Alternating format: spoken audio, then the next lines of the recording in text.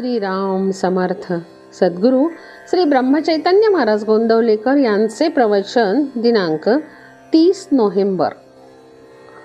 लोभ्याचे चित्ती धन तैसे राखावे अनुसंधान. मंगलात मंगल शुद्धात शुद्ध जाण एक परमात्म्याचे अनुसंधान. ते बीज लाविले ज्यांनी धन्य धन्य झाले जनी. अचूक प्रयत्न तोच जाण ज्या प्रयत्नात न चुकते अनुसंधान.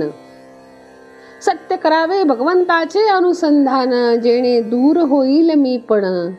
मी माझे म्हणून सर्व काही करीत जावे परी भगवंतापासून चित्त दूर न करावे. मारुतीरायाचे घ्यावे दर्शन त्याच्याच कृपेने राखावे अनुसंधान. लोभ्याचे चित्ती धन तैसे राखावे अनुसंधान. दूर गेला प्राणी परत येण्याची वेळ ठेव मनी.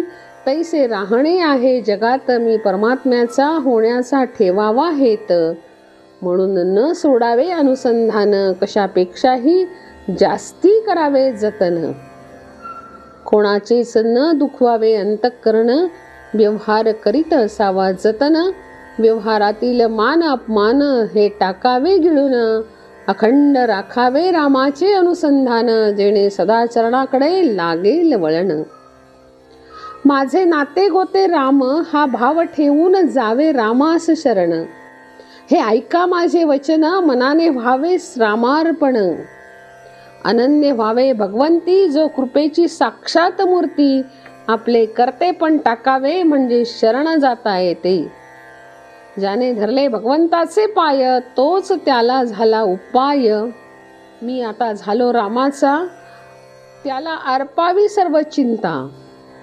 मी ज्याचा झालो त्याला माझी काळजी हा ठेवावा भाव चित्ती. माझे हित तो जाणे हे जाणून स्वस्थची राहणे. विषय वासना सुटण्यास उपाय जाण आपण जावे रामास शरण.